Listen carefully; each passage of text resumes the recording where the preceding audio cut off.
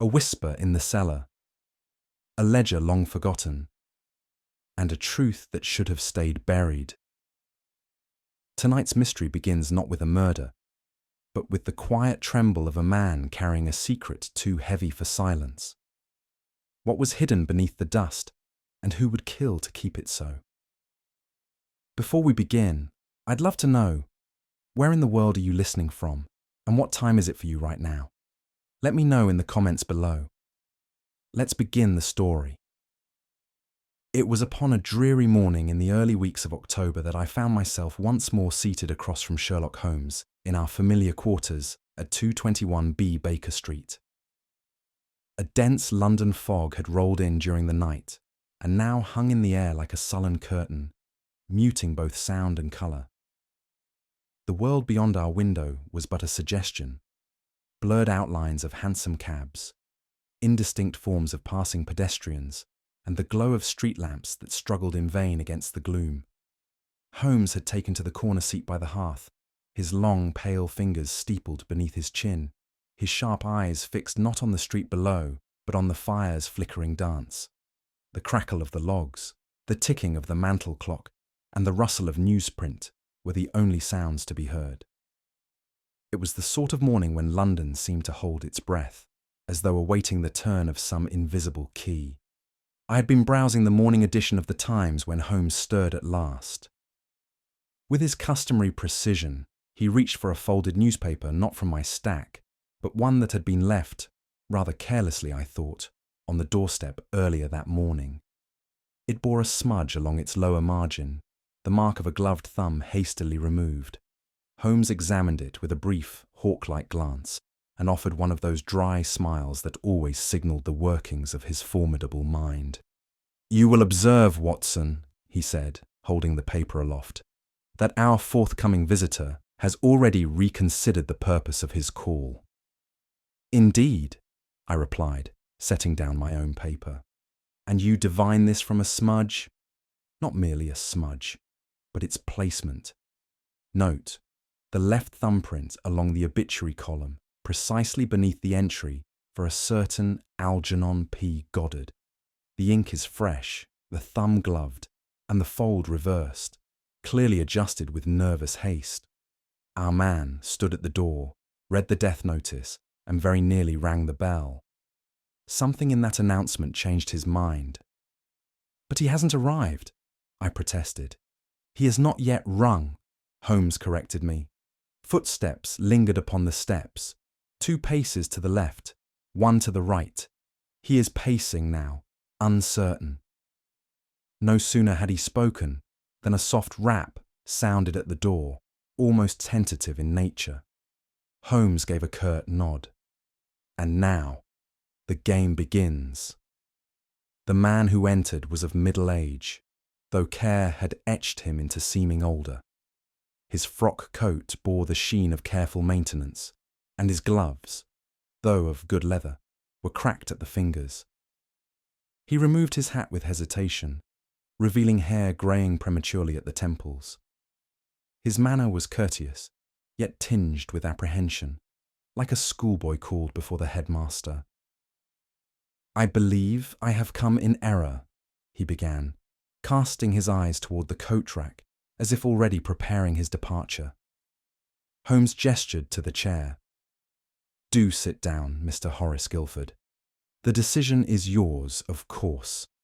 But having braved the fog and contemplated our threshold for no less than 6 minutes, I suspect your doubts warrant at least 5 more. The man blinked. "You know my name?" "You had it printed discreetly on the corner of your handkerchief, which you used while pacing outside. The fabric bears the imprint of yesterday's ledger ink, commercial grade, not from a fountain pen. Your right cuff, frayed slightly, indicates frequent desk work. A man who reads obituaries with gloved hands is not mourning, but fearing recognition. You are not here as a mourner, but as a man concerned with what the dead might reveal." Mr. Guilford sat down heavily, all colour draining from his face. "You are not the man I expected, Mr. Holmes," he said at last. "Few ever are," Holmes replied. But I dare say you did not come to discuss that. And yet, I sense the matter you carry has taken on a weight you are no longer prepared to shoulder. The man swallowed, then stood. I beg your pardon. I should not have come. And before either Holmes or I could press him further, he bowed stiffly and vanished into the fog. Holmes did not rise. He merely leaned back and laced his fingers once more, his eyes distant now, as though staring through the wall into some mental theatre of possibility. "You will not pursue him?" I asked, rising from my chair. "There is no need," Holmes murmured. "He will return, or he will be returned, by conscience, circumstance, or fear." The fog beyond the window had grown thicker, the gaslights now glowing like half-buried lanterns beneath a shroud. The silence that followed was not the quietude of peace, but that curious kind which often precedes the rumble of thunder. "That man is not only frightened," Holmes added. "He is torn." I said nothing, sensing his mood. Holmes often waxed contemplative in the interludes between puzzles, yet there was a particular gravity about him that morning. The silence in the room no longer seemed idle. It held a kind of breathless waiting. As the clock chimed the hour, Holmes stood and crossed to the window, where he gazed into the mist-veiled street. "Watson," he said quietly, "there are moments when the world shifts without sound. A truth, long buried, begins to stir, unearthed not by force, but by the weight of time." I looked up from my chair. "Do you sense such a moment now?" He did not turn. "I do not sense it, my dear fellow. I smell it. The air has changed." And with that, we waited for the return of a man who had not truly left. The man who returned to Baker Street not 2 hours after his first departure was, to my eyes, already transformed by the burden he carried. Though his step was measured and his dress tidy, a grey wool coat, plainly stitched and respectfully worn, his countenance betrayed a soul deeply troubled. The shadows beneath his eyes were not the residue of poor sleep alone, but of conscience wrestled with and left unresolved. He removed his hat with a kind of mechanical politeness, and I noted that his gloves, though clean, bore the marks of anxious tugging at the fingertips. Holmes regarded him with the calm of a man whose expectations had been quietly confirmed. He made no greeting, nor did he rise, but gestured lightly toward the vacant chair near the hearth. The man hesitated, then sat, and in that single motion, I thought, yielded himself to a current from which there could be no easy return. "My name," he began, his voice low and deliberate, "is Horace Guilford. I am the senior bookkeeper for the law offices of Tilney and Braithwaite." Holmes inclined his head, but said nothing. "The matter which brings me here is of an internal nature," Guilford continued. "It concerns our firm's archival cellar, where our oldest financial records and closed cases are stored. Most have lain undisturbed for decades." He paused to draw a narrow breath. "3 nights ago, during my routine stock audit, I noticed something amiss. The cellar door, usually locked and secure, was found ajar. Upon inspection, I discovered that nothing appeared stolen. The shelves remained in their usual disorder, and no locks had been broken. Yet something was disturbed," Holmes said quietly. Guilford nodded. One ledger, marked 1867, had been pulled from its place. Dust displaced, the leather binding freshly smudged. It had been opened and returned, but not in quite the same condition. I could not say whether pages were removed, but I felt that it had been studied closely. "A curious choice," Holmes murmured. "An account book, long retired. What sort of entries did it contain?" "Names, sir. Names and codes. Payments made to individuals no longer living, many of whom were never publicly associated with our firm. I had never looked closely at it before." And now? Holmes prompted. Now I fear what I have seen cannot be unseen. Holmes leaned forward slightly, his eyes never leaving our visitor's troubled face. And you believe the intruder copied something from it? I do, Guilford answered, almost in a whisper. There were slight indentations on the pages, as though someone had leaned on the paper while transcribing notes. One page had a small tear in the lower margin, which had not been there previously. It was careless work, but hasty rather than incompetent. And yet you say nothing was taken? Nothing obvious. I conducted a full inventory. The ledger itself remains. But I cannot escape the sense that its contents were the true target. Holmes steepled his fingers. And who, do you suppose, would benefit from resurrecting such records? Guilford hesitated, his lips tightening, as though the mere contemplation of the question caused him discomfort. I do not know, but I could see he lied. Or at least concealed something. I see, Holmes replied. And what has prompted you to seek my assistance, Mr. Guilford, if no crime has been committed, and nothing, at least overtly, stolen? Because I believe someone wished me to find it, or rather, to realize it had been found, and I fear I may know why. Holmes made no reply, his silence deliberate. It invited, but did not compel, the man to continue. It is not merely an account book, Guilford said at last, his voice taut with emotion. The names it records, some of them I recognized. They belong to men who held posts not just in commerce or law, but within certain circles of influence. Circles we were never meant to audit. Holmes gave the faintest nod. And yet you did, Guilford lowered his eyes. Years ago, when I was a junior clerk, I was sworn, informally but with great gravity, to ignore certain entries and binders in the firm's lower archive. They were handled only by the senior partner, Sir Lionel Braithwaite, and then only on rare occasions. I obeyed. For decades, I obeyed. And now? Guilford looked up, his expression hollow. Now the world I swore to protect has shifted beneath me. Some of the men named are dead, others disgraced, and still others, worshipped by the public as paragons. If those records were to be published, the ruin would not be financial, Mr. Holmes. It would be reputational, institutional. The edifice would crumble. And yet, Holmes said, you are here. Because someone has broken that oath, and if I do not act, I may be blamed for what follows, or worse, destroyed alongside it. The silence in the room was heavy, charged not with mystery alone, but with the tremor of a truth too large to speak. Holmes observed Guilford with quiet intensity. The man's composure, though outwardly intact, bore the marks of strain only the most practiced eye might detect.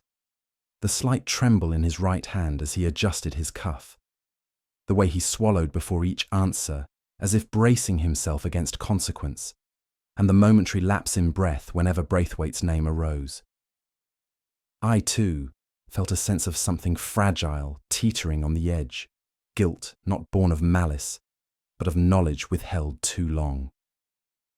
You have not slept well, Holmes said at last. No, Guilford admitted, and I do not expect to. You are not a man who court scandal. You are a man who was loyal, until that loyalty turned to fear. Am I correct? Guilford did not answer, but in that moment, I saw the faintest nod.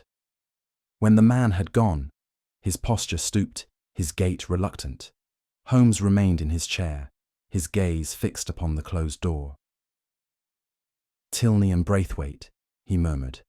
I have not heard that name in 10 years, and now, like the ledger itself, it resurfaces. I straightened in my seat. You believe there is danger in this, Holmes? There is depth, Watson. And where there is depth, there is always pressure. He stood abruptly, reaching for his walking stick. Come, we must pay a visit to the past. And with that, We stepped once more into the fog-laden streets, toward a truth disturbed and a silence no longer safe. Tilney and Braithwaite, solicitors by long-standing reputation and appearance alike, was housed in a structure that seemed as much a monument as a place of business. Its weathered facade of Portland stone bore the soot stains of 100 London winters, and its gables, narrow-paned windows, and stern ironwork exhaled an air of long-settled solemnity. It was the kind of building one does not enter without a subconscious straightening of the back, as though the very stones demanded discretion and decorum. We were received not by a footman or clerk, but by Mr. Guilford himself, who met us within the vestibule and led us, wordlessly, through a succession of dimly lit halls. His bearing was quieter now, subdued to a degree that struck me as the product not of shame, but reverence for what lay ahead. "I have informed no one of your visit," he said, pausing before a heavy door reinforced with blackened iron. "This key remains solely in my possession. The partners have no cause to monitor these archives. They are presumed settled." Holmes merely nodded, his gaze fixed not on Guilford, but upon the rusted hinge and the faint scuff upon the floor, as though already counting steps no one else had taken. We descended a narrow staircase, lit only by the flickering flame of a handheld lantern which Guilford bore. The air grew steadily cooler, and with it came the unmistakable scent of damp stone, paper dust, and the mildew of decades. The cellar beneath Tilney and Braithwaite was not a single chamber, but rather a low-ceilinged labyrinth of alcoves, each crammed with shelves that bowed under the weight of leather-bound volumes, file boxes tied with faded ribbon, and iron chests marked with painted numerals. "This is the firm's memory," Guilford said softly, "or its conscience, depending upon your view." We followed him through the narrow aisle to a shelf near the furthest wall. He knelt, withdrawing a single volume, a thick ledger bound in burgundy calfskin, its edges frayed, its clasp tarnished but unbroken. "This," he said, rising and laying the book upon a nearby desk, "is the one that was disturbed. The others remain untouched." Holmes ran a finger gently along the spine, then opened the cover with care. The pages within bore the yellowing tint of time, yet the entries were, surprisingly, legible. Each line was penned in a neat, hand-scripted column, names on the left, numbers on the right, and occasional initials between them that likely denoted classification or purpose. There was no preamble, no ledger title or index. It was a book that made no claim of context, only record. I noticed Holmes had drawn a silk handkerchief from his breast pocket and now pressed it gently against the inside binding. When he drew it back, I saw faint traces of soot and something more, an oily residue, not yet dried. "Someone has handled this recently," Holmes said, "with neither gloves nor restraint." Holmes paged slowly through the volume, pausing occasionally to make note of specific entries. Many of the names were unfamiliar to me: James F. Dunscombe, Almeric Bexley, E.R. Mount, while others bore titles or suffixes that hinted at nobility or military standing. The figures beside them varied widely, some modest, others absurdly generous for the era. The codes, initialed in ink more faded than the names themselves, remained inscrutable. "I take it this ledger does not correspond with any official client accounts?" Holmes asked. Guilford shook his head. "None that I have ever reconciled. These entries were sealed away well before I entered the firm. I believe they were handled by Sir Lionel personally." At that moment, Holmes halted. His hand, which had moved methodically across the page, now hovered. There, faintly circled in a hand less steady than the others, was a name written in precisely the same style as the rest: A. R. Goddard. Holmes tapped the name with the tip of his finger. And this? Guilford leaned in. The mark is not original. I did not notice it until the break-in. It was made with a dull graphite pencil. Modern. Likely H.B. Holmes did not speak. But I recognized the furrow of his brow and the quiet flaring of his nostrils. Signs that his mind had seized upon some internal connection not yet ready for the telling.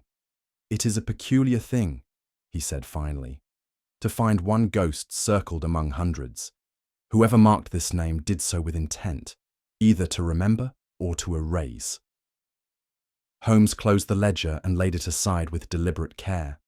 He now turned his attention to the surface of the desk where it had rested, brushing his fingers along the wood and peering beneath the edge of the shelf above. From within his coat, he produced a small magnifying lens and leaned in. Wax, he murmured. A thin smear, less than a half-inch across, and white in composition, likely from a candle with a low burning point. Is that significant? I asked. It is significant enough that Mr. Guilford uses a lantern, not a candle, Holmes replied. And the firm has been electrified above ground. This wax was left by someone improvising in darkness, anxious not to be heard. He stood and turned to the stone flooring. At first, it appeared uniform in its dust-laden dullness, but Holmes moved with purpose toward the left corner of the room and gestured downward. Faint marks, mere distortions in the settled powder, could be discerned. Boot prints, he observed. Not yours, Mr. Guilford, unless you wear a size 11 and habitually favour your left foot. Guilford paled but said nothing. Holmes then knelt beside the stair. There, upon the second step, he retrieved a small object. It was a brass button, slightly dulled but intact, bearing a crest whose details I could not immediately discern. This was not here before, Guilford said quietly. Indeed, Holmes answered, slipping the button into his pocket. But it is now. And with that, he turned back to the ledger with a gaze that burned more brightly than the lantern itself.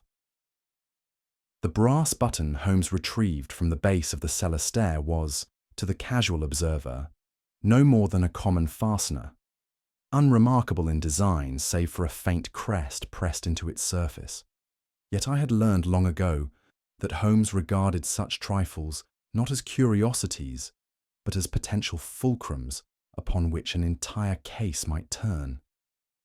Without breaking the rhythm of his investigation, he slipped the item into the inner pocket of his coat, his movement as fluid and unobtrusive as a pianist shifting between keys. He offered no comment to either Guilford or myself, but I recognized the gleam in his eye. Here was a clue of subtle value, one whose significance he had not yet disclosed, but which he would store, like a ciphered note, until its hour came due. We made no further remark upon it then, but the cellar felt less silent thereafter. Our departure from the cellar was met by the polite attentions of a young man who introduced himself as Mr. Elias Blevins, junior clerk to the firm. He had evidently been apprised of our presence by someone in the upper offices, and had taken it upon himself to make our acquaintance. I had no idea we were entertaining such distinguished guests, he said, with a practised smile. If I can be of any assistance, gentlemen, do say the word. Holmes regarded him with a courteous nod. A pleasure, Mr. Blevins. You are well acquainted with the firm's lower records. Not directly, sir. I am only 3 years at Tilney and Braithwaite, and the cellar archives are rarely touched, except by Mr. Guilford. His voice was smooth, his diction rehearsed. But his hands, tightly clasped and flexing at the knuckles, told a story his words would not. Holmes stepped closer. You were present the day the cellar was discovered open. I was, sir. I saw Mr. Guilford returning from it. He looked rather pale, if I may say so. Did you accompany him down? No, sir. He prefers to conduct his inventory alone. Holmes offered a gentle smile. Quite right. Some ledgers are more loyal than others. Blevins blinked, uncertain. "I beg your pardon." "Merely a metaphor, Mr. Blevins." We took our leave soon after, and as we stepped into the corridor, Holmes murmured, just low enough for my ears alone, "The tongue lies, Watson, but the hands, rarely." That evening, seated once more within the familiar sanctuary of our Baker Street lodgings, Holmes returned to the name circled in the ledger, A.R. Goddard. The light of the fire danced upon his features as he thumbed through an assortment of aged newspaper clippings, government registry extracts, and private correspondence from his well-curated files. "Goddard," he said at last, "is no ghost. He is a shadow." I looked up from the notes I'd been reviewing. Meaning that the man who bore that name never existed in the sense you or I do. He was, in fact, an alias, used by a field courier in service to the Home Office during the latter years of the mutiny in India. His true identity was known only to a handful of civil servants and senior military men.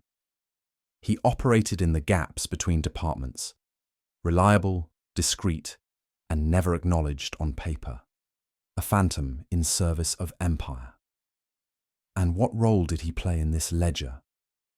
Holmes drew out one slip of parchment, its edges brittle with age. According to this memorandum from 1871, payments were routed through private firms to fund unofficial operations in the colonies, bribes, ransom, even rewards for intelligence. Some of these transactions were too delicate to pass through the Treasury. Goddard's name appears alongside one such disbursement. "To Tilney and Braithwaite?" Holmes nodded. "Buried within the accounts of an otherwise innocuous real estate transaction. It seems our Mr. Guilford's fears were not misplaced." I leaned back, unsettled by the breadth of implication. "Then the ledger may contain not only forgotten sums but buried sins," Holmes finished. Holmes stood, his posture stiffening as thought turned inward. He walked to the window, gazing out into the gas-lit street with that familiar stillness I had come to associate with mental upheaval. "There is a name," he said quietly, "that has yet to reappear, though its shadow lingers." I waited, knowing better than to press him mid-process. "Sir Lionel Braithwaite," he continued. "He was not merely a founding partner of the firm. During his younger years, he served as private secretary to the Under-Secretary of State for India. His proximity to certain operations, clandestine, diplomatic, and otherwise, was no accident. Then you believe he may be connected to the payments in the ledger?" Holmes turned from the window. "I believe he authorized them." "But Guilford said Sir Lionel is no longer active in the firm." Holmes nodded. "Retired, and by all accounts, declining in mind. He is said to suffer from a softening of the brain, what the medical journals now refer to as cerebral atrophy, a condition that leaves the present hazy, but often preserves the past in crystalline clarity." I caught his meaning. "Then he may recall details others have forgotten." "Or wish forgotten," Holmes said. "It is time we paid him a visit." And with that he reached for his coat, not out of haste, but with the gravity of a man preparing to disturb a very old and sleeping truth. The more Holmes studied the name A.R. Goddard, the more his manner grew still, contemplative. That evening he returned from a visit to the Foreign Office with a stack of yellowing registry slips, each one bearing dates, ciphers, and the cold imprints of bureaucratic discretion. I watched as he compared each record to the names circled faintly in the ledger, his expression drawn and precise. "Watson," he said at last, "we deal not merely with a cipher of finance, but with a ghost conjured by politics." He laid one document upon the table between us. It was marked "Confidential for internal eyes only" and bore a date from 1867. Goddard, Holmes continued, was not a man in the traditional sense, but an identity, a mask used by a courier who moved between departments during the tail end of the Indian Mutiny. He conveyed sensitive communications and arranged disbursements meant never to appear in any ledger. And yet, here he is. You believe he was a government agent? Undoubtedly, but not the sort with medals or memoirs, the kind who, when his use was finished, vanished, not erased by death, but by deliberate omission. There was a chill in the room that had not come from the hearth. Holmes returned to the ledger with a reverence that verged upon wariness. With the aid of a magnifying glass, he traced his gloved fingers across several pages, cross-referencing amounts and initials that had seemed innocuous mere days before. A pattern began to emerge, faint but undeniable. These entries, he murmured, are not bribes in the vulgar sense. They are assurances. Funds moved through layers of fictitious names, paid to those whose silence or cooperation was essential. To maintain what? I asked. To prevent collapse, Holmes replied. Reputation, perhaps. More likely trust in a regime. These were the years when rebellion abroad strained the loyalties of men at home. To contain that tension, one must purchase allegiance, or, at the very least, complicity. And Tilney and Braithwaite? Served as the conduit. Legal documentation offers the best camouflage. A firm of such standing could bury scandal beneath formal language and neat columns. And Guilford, though not the architect, became the unwilling archivist of empire's quiet sins. He turned another page and paused. Note the adjustment here. An amount altered, then corrected, but not by the same hand. A forgery? I asked. A tremor, Holmes said, of guilt or fear. We had arranged to meet Mr. Guilford again the following morning. The hour came and passed. No word arrived. Concerned, we visited his lodgings in Kensington. A landlady of respectable bearing informed us that Mr. Guilford had left quite early, suitcase in hand and coat buttoned all the way to the collar, despite the mildness of the weather. I thought it odd, she told us, for he took nothing but one valise, and he's a man of paper and order, not one to depart in haste. We were allowed inside his modest suite. Holmes moved quickly but without disturbance, examining the dressing table, wastebasket, and writing desk. A single drawer lay half open, as if closed in haste. A shirt collar sat folded upon the bed, clean, unused. Look here, Holmes said, indicating a blotter pad. Beneath its parchment lay the faint imprint of recent writing, the lines staggered and anxious. With the use of a pencil, he revealed a few half-phrases. Cannot delay. They will find out.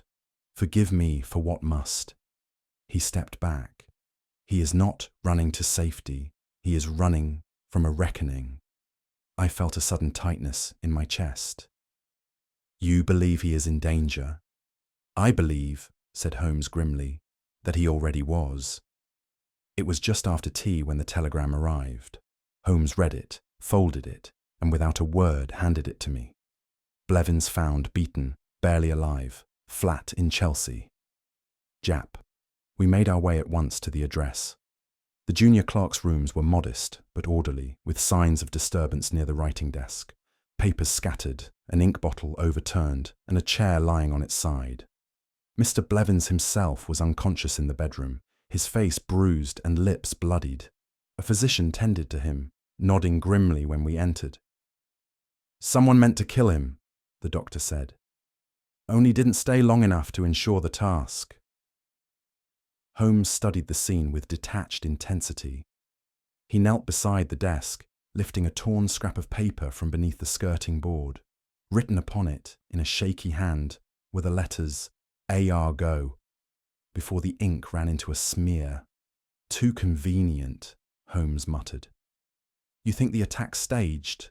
I asked. Not staged, he replied, but directed. Someone feared what he overheard and decided silence was worth the risk. He stood, but the haste speaks of fear. The enemy is growing desperate. As we left the flat, I could no longer suppress a theory that had been taking shape in my mind. Holmes, I said. What if Blevins is not the victim but the perpetrator? His nervous hands, his polished speech, he might have engineered the break-in, then feigned innocence. Holmes did not look at me, but his lips curved in a faint, almost pitying smile. "My dear Watson," he said, "you are not the first to be seduced by a tidy suspicion.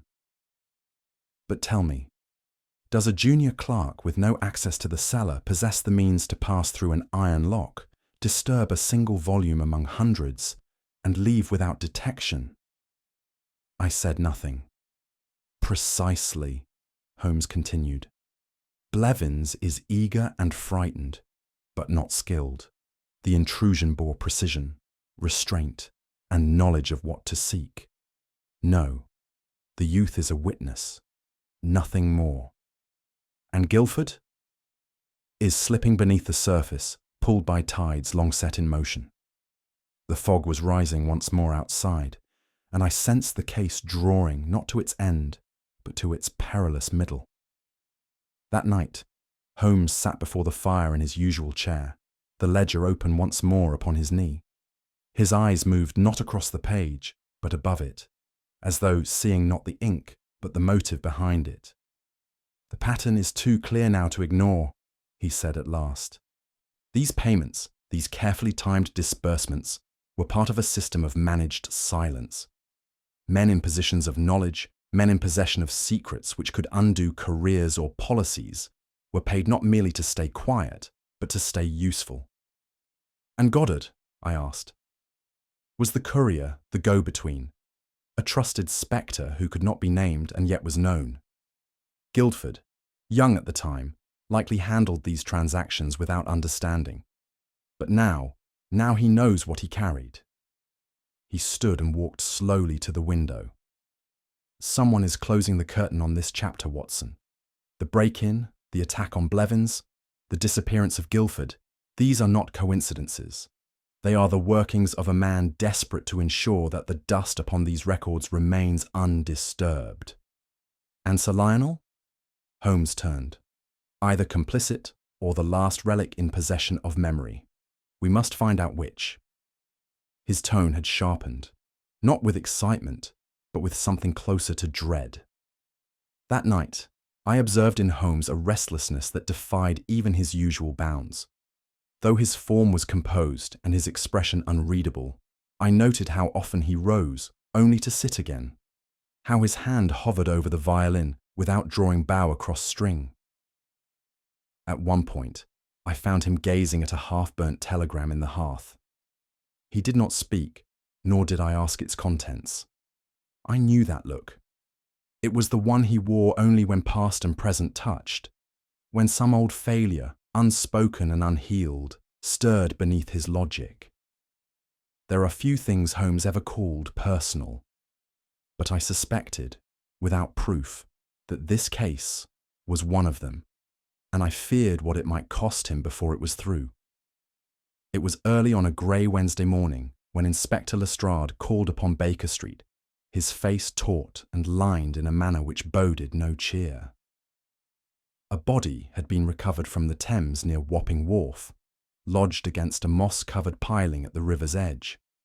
It was, to the Yard's initial estimation, another unfortunate suicide, common enough in our city's darker hours.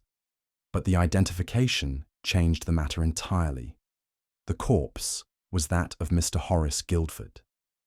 We accompanied Lestrade to the coroner's office, where Guilford's body lay beneath a linen sheet. The skin was pale, the lips tinged blue, yet Holmes studied the hands with unnerving intensity. "These abrasions," he murmured, indicating the fingertips, "are neither incidental nor caused by debris. The nails are broken. Note the crescent splits and embedded fibres. He fought." Lestrade frowned. "Could be river flotsam." Holmes shook his head. "The tide may take, but it does not break fingernails upward." There was also a contusion at the base of the neck, partially obscured by the collar. Holmes pressed gently. "Post-mortem bruising?" I asked. "Ante-mortem," Holmes replied. "Mr. Guilford did not slip beneath those waters by his own hand. He was placed there. Yet despite these signs, the official report reached the press within hours. Clark found dead. Police suspect suicide, following nervous collapse. Holmes read the headlines aloud with a bitter tone. How swiftly the machinery of denial turns, Watson. We returned to Scotland Yard that afternoon.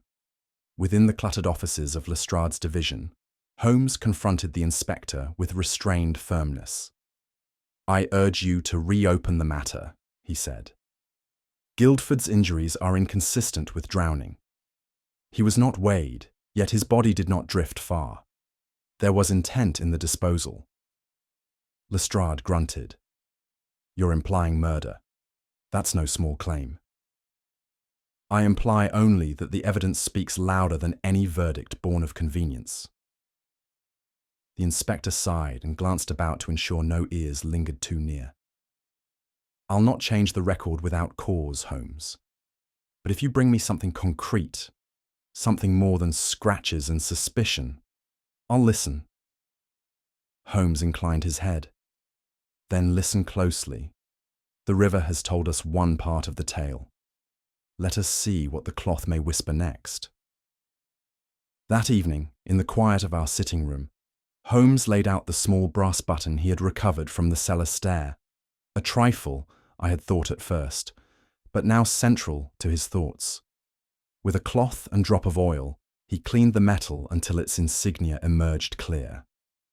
A shield bearing the seal of Cambridge University, flanked by lions rampant and a motto in Latin half faded by time.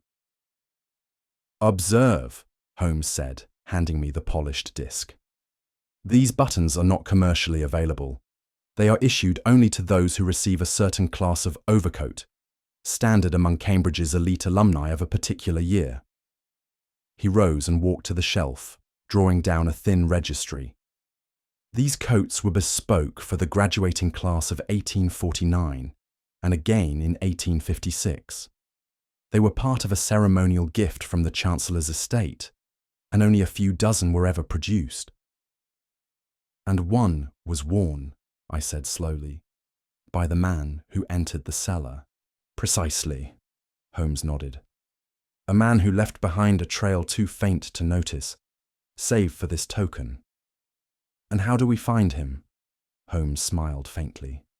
"We already have." It was scarcely noon the next day when Holmes returned from his inquiries with the gravity of a man whose suspicions had found confirmation. He sat beside the hearth and opened his notebook, revealing a clipped calling card, brittle with age. "Sir Lionel Braithwaite," he said quietly. "Former senior partner. Retired some years ago to Larchmere Hollow in Sussex. He is known for having served in the India Office during the height of the mutiny and, importantly, is one of the few men still living who received the 1849 Cambridge ceremonial overcoat, and his connection to the ledger." "Unmistakable," Holmes replied. "It was Braithwaite who authorized the disbursements linked to the Goddard alias. He signed them in coded script, subtle but present. Furthermore, he maintained his own private filing, separate from the firm's shared archive." "What of his health?" I asked, remembering Guilford's earlier remark about Braithwaite's decline. "Reported as reclusive, suffering from intermittent senility. But those who have spoken to him say that his memories of the past remain curiously sharp, especially when they concern reputation." He closed the notebook. "Which leads me to believe he is not only aware of the ledger's contents, but terrified by them." The journey to Larchmere Hollow took us through fields touched with frost, the landscape subdued beneath a curtain of low grey cloud. The estate emerged from the mist like a painting half forgotten, a mansion of stone and ivy, its windows shuttered, its chimneys cold. An air of solemn decay lingered about the place, as though the years themselves had taken up residence within. We were received not by a valet, but by a middle-aged housekeeper of firm countenance, who informed us that Sir Lionel would see us in his study. "If it please you, gentlemen, though his humours have turned strange of late." The interior bore signs of faded grandeur, portraits whose eyes no longer watched, rugs worn threadbare in the centre, and the hush of too many untold conversations. Braithwaite himself sat in a high-backed chair near a dim fire, swathed in a heavy wool robe, his hands resting on the arms like relics carved in stone. His eyes, though clouded with age, fixed upon us with unexpected clarity. "I know why you've come," he said without greeting. "Then you know," Holmes replied evenly, "that silence is no longer sufficient." A pause stretched thin as paper. "The past," Braithwaite said at length, "has teeth." It was in the study, a chamber of thick curtains and ancestral pride, that Holmes's gaze turned to an oil portrait above the mantel. It depicted a young Braithwaite in military uniform, eyes proud, hand resting on the hilt of a sabre. "You were stationed in Delhi," Holmes observed.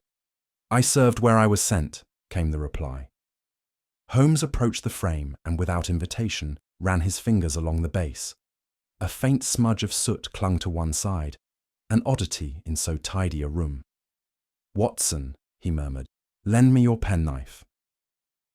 With delicate precision, he slipped the blade beneath the lower edge of the frame and pressed.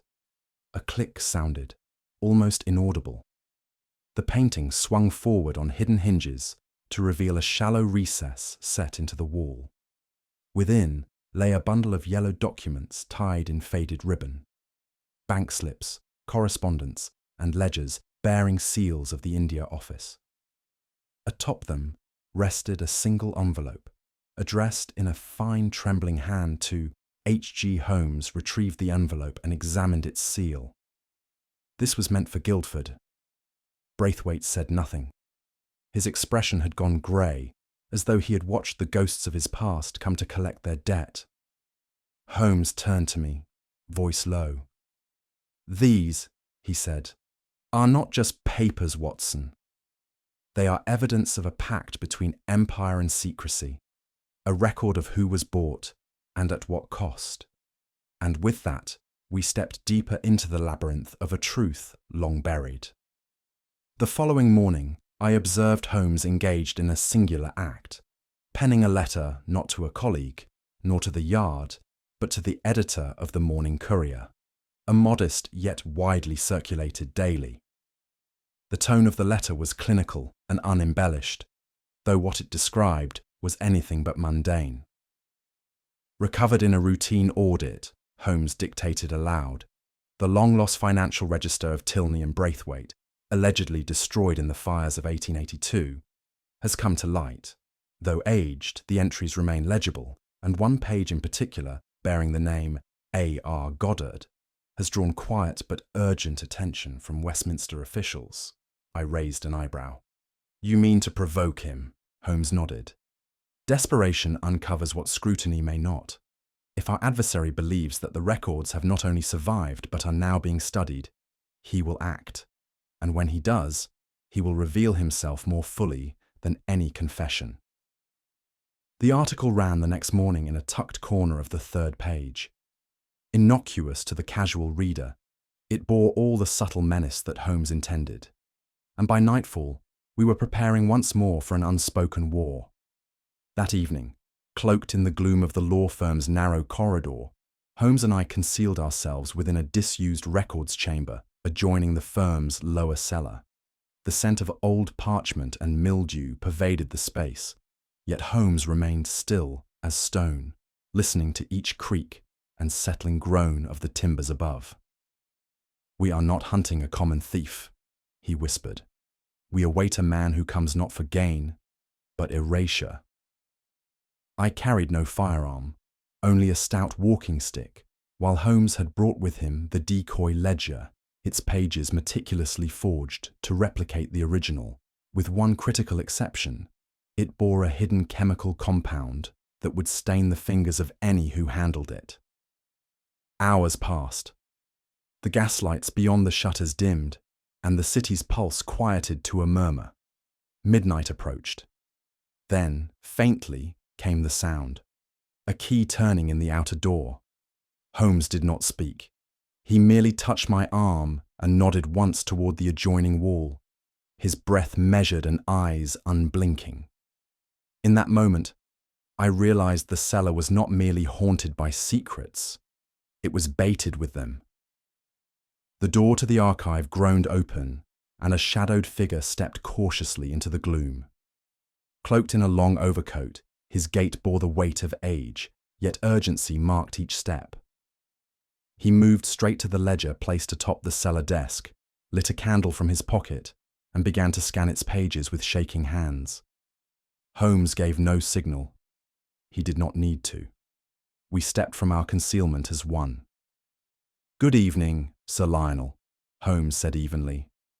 The figure froze, then turned, face ashen, mouth set in a grim line. There was no pretense of surprise, only the exhausted posture of a man cornered by inevitability. "You were warned," Holmes continued, "by the paper, by circumstance, and by your own conscience. And yet you came." Braithwaite's hand moved toward the ledger, perhaps to snatch it, perhaps to destroy it. But Holmes had already crossed the room and placed a firm hand upon the man's shoulder. "It is a copy," he said calmly. "The original resides elsewhere. Your actions tonight speak volumes more than any document." For a moment, Sir Lionel's eyes burned with something like fury, but it faded quickly, replaced by a silence that carried the weight of years. In the half-light of the cellar, Holmes stood opposite Braithwaite, his tone gentle but resolute.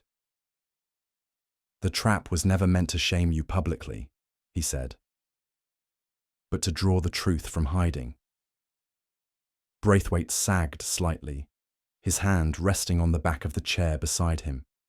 He no longer attempted to argue nor deny. "I knew it must surface," he muttered. "I had only hoped it would be after I had gone." Holmes handed him a cloth and gestured toward his fingers. "The ink compound will not fade for several days. You may wish to avoid shaking hands in polite society." That remark, laced with dry irony, passed without reaction. Braithwaite looked at the decoy ledger, then away, as if its very presence scorched his vision.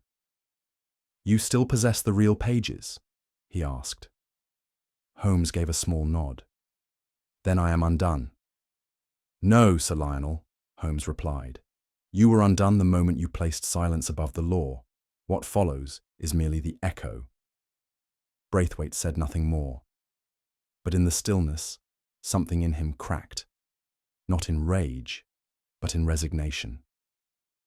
We returned with Sir Lionel to the private office above, where a single decanter of brandy remained untouched upon the mantel. He poured himself a measure, but did not drink. Instead, he turned to us with a gaze stripped of defense. "It was during the worst of it," he began. "Delhi had fallen. Blood was currency. To hold the country together, we bribed men who might otherwise rebel, not with coin alone, but with promises, prestige, silence, favor. The Goddard alias was our courier. He made the deliveries. I authorized them." Holmes sat quietly, hands steepled beneath his chin. "The recipients?" he asked. Braithwaite looked down. "Lords, bishops, men whose names decorate hospital wings and museums today. Exposure would not hurt them now. It would unravel everything built atop that lie." "And Guilford?" I pressed. "A boy at the time, sharp-eyed, loyal. He found the ledger years later and brought it to me. I told him it was best left forgotten, but he grew curious, began asking questions. Perhaps he meant to confess. I don't know." "You knew someone would come after it," Holmes said. Braithwaite closed his eyes, and I knew I'd be forced to act. Holmes rose and approached the window, looking out over the street, his face cast in soft reflection. For a moment none of us spoke. Then he said quietly, "You feared not justice, but disintegration, the unraveling of reputation, of history itself." Braithwaite, seated once more, did not deny it. "I spent my life preserving institutions," he said hoarsely. One ripple, one accusation, and the public would turn on all of it, on everything we safeguarded. But at what cost? I asked, unable to restrain my voice. Guilford is dead. Braithwaite's shoulders shook. He was like a son to me. I never meant for him to die, only to scare him, to buy time. Someone else, someone I trusted must have gone further. Holmes turned, his voice now firm but not cruel. The ledger was your legacy, Sir Lionel, but it became your indictment. Fear kept you from the truth, and fear made you dangerous. Braithwaite did not weep, but his gaze dropped to his hands, still faintly stained with the chemical from the decoy ledger. What happens now? He asked. Holmes looked at me before replying. That depends upon Scotland Yard, and the secrets Whitehall wishes buried. We stood once more in the pale light of morning, this time upon the threshold of Scotland Yard. Sir Lionel Braithwaite, dignified even in resignation, said nothing as Holmes stepped forward and addressed Inspector Lestrade in the most measured of tones. You will find the necessary corroboration among the documents I shall shortly deliver, Holmes said. I trust Sir Lionel shall be afforded the discretion due to his rank, even in disgrace. Lestrade, who had long grown accustomed to Holmes's peculiar methods, nodded grimly. He'll be kept apart, quietly. I've no taste for scandal, and I doubt Whitehall would appreciate one. Sir Lionel cast Holmes a glance not of gratitude, but of weary understanding. There was a kind of stoic pride in the man still, as if he faced not condemnation, but some long-postponed reckoning. You could have destroyed the documents, he murmured. Holmes replied without warmth. I do not deal in erasure, Sir Lionel, only in order. A constable stepped forward to escort the old man within. Braithwaite did not resist, nor did he offer a final word. He simply walked into the grey corridors of the yard, like a man stepping into the history he had so long delayed. Later that day, I accompanied Holmes to a quiet mews off Pall Mall, far removed from the clamour of Fleet Street. He carried with him a satchel containing the authentic documents, aged ledgers, correspondence, memoranda inked with faded signatures, and the original entries tied to A.R. Goddard. We were received without question by a severe-looking clerk and ushered into a modest office where a tall gentleman in an unmarked waistcoat awaited us. His bearing bespoke the civil service rather than the constabulary, a man whose authority lay not in badge or title, but in the unspoken machinery of government. Mr. Holmes, he said, extending a hand, we were told to expect you. I trust, Holmes replied, laying the satchel on the table, that these will be treated with the gravity they deserve. The gentleman inclined his head.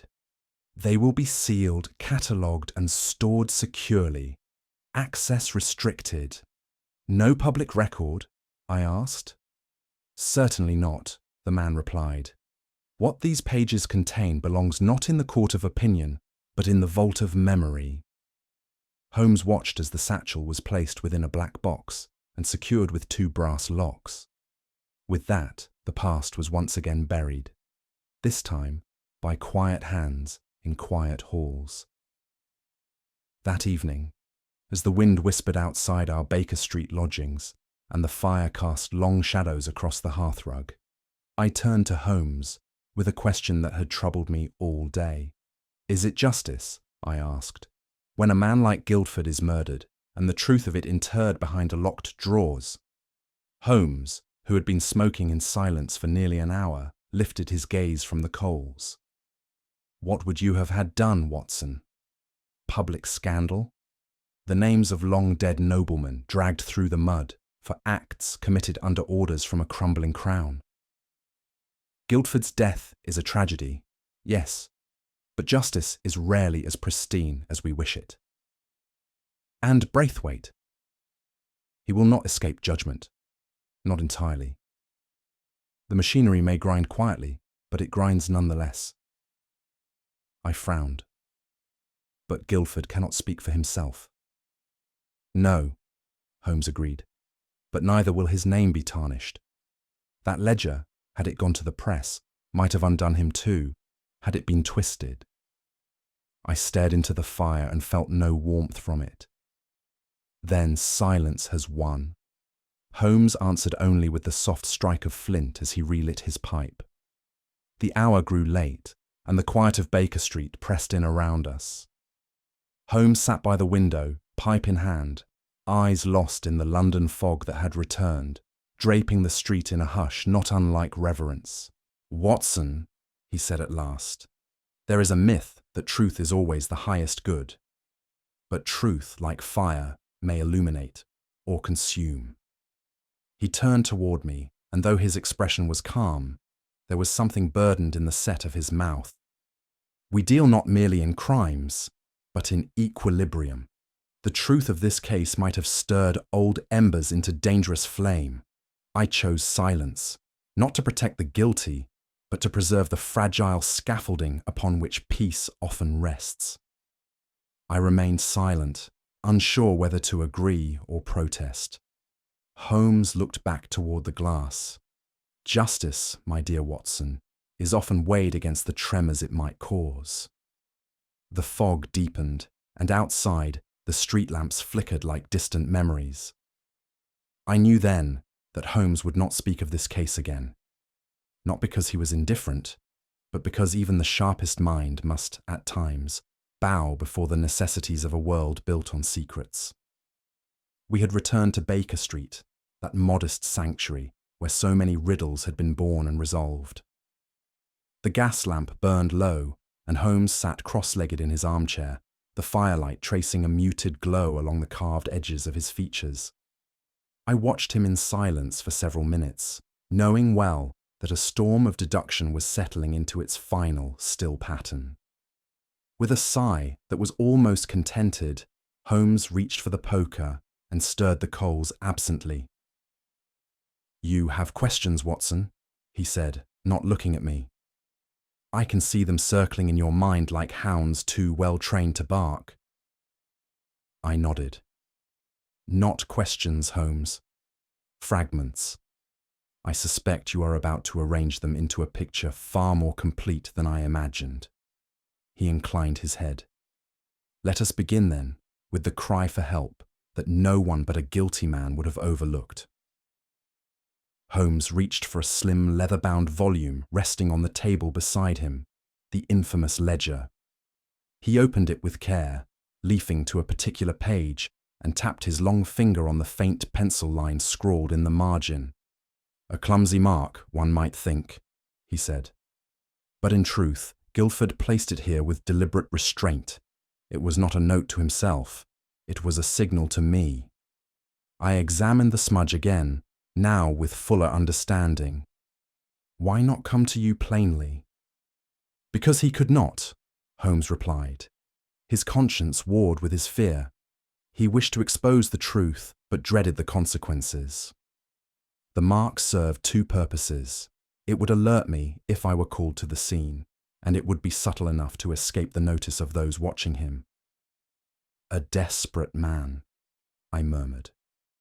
Holmes nodded, and desperation is often written in the margins.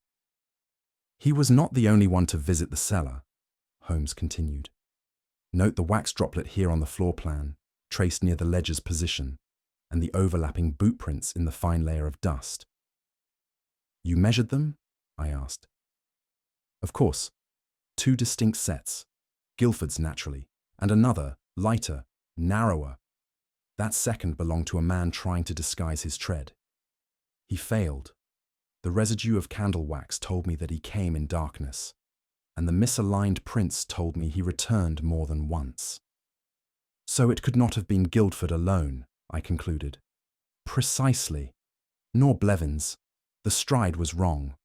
No, this was a man of experience, who had moved quietly in more perilous rooms.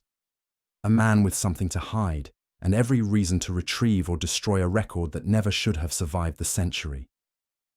Sir Lionel Braithwaite." Holmes simply smiled and turned a page.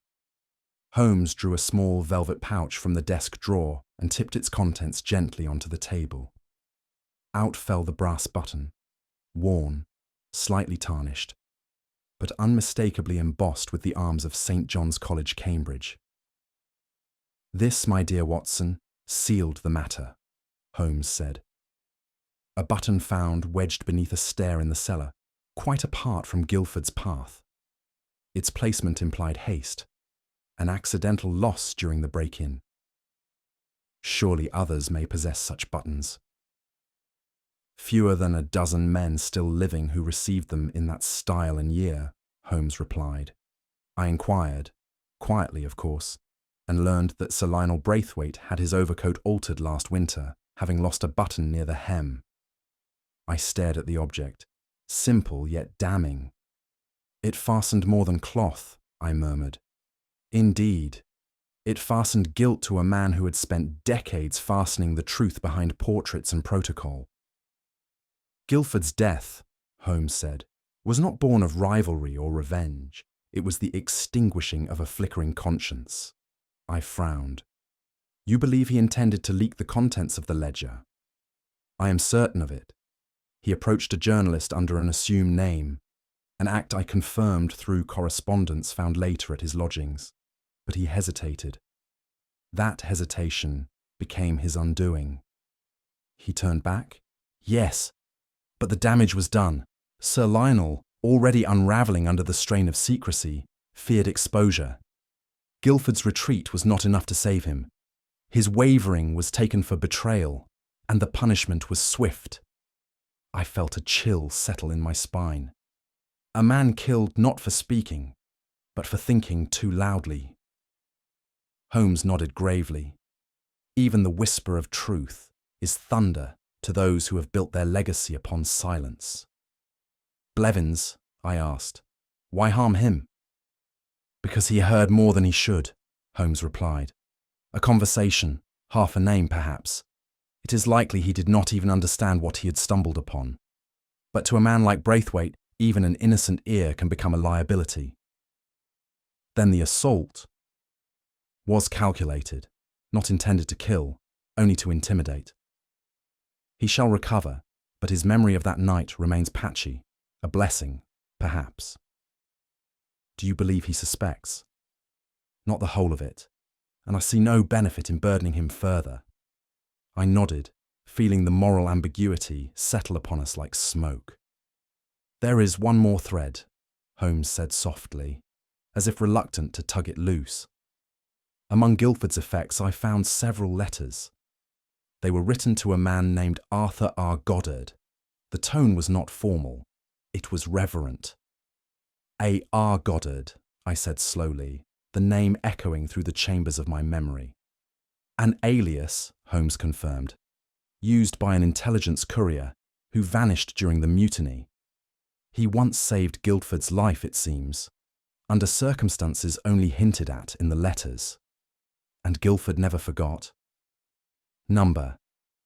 And when he recognised that the ledger's entries pointed to Goddard's work being twisted into instruments of bribery and cover-up, he faced a crisis of conscience. To reveal the truth was to stain the name of the man he owed everything to." I stared at the fire, the heat of it no match for the chill in my chest. "He died honouring a ghost," I said. Holmes did not answer. He merely closed the ledger and turned away. Evening had drawn its quiet veil over Baker Street, softening the clatter of hooves and closing the shutters of the world beyond. Holmes sat by the window, his silhouette outlined against the last vestiges of fog, pressing like a ghost's breath upon the glass. The pipe, ever his companion in reflection, hung loosely between his fingers, its thin plume rising not in agitation, but in slow, curling thought. He had not spoken in some time, save for a clipped response when I inquired whether he would take supper. I took my usual place across from him, the fire between us casting shifting shadows on the carpet, and for a time we said nothing. Yet even silence with Holmes was seldom empty. It was, rather, the holding of breath before some inner verdict was rendered. I sensed in him a reluctance to disturb the stillness with words not yet cooled enough to bear speaking. I watched as he tapped the bowl of his pipe gently against the brass rim of the ashtray, his gaze unmoving from the pane. The fog outside had lifted somewhat.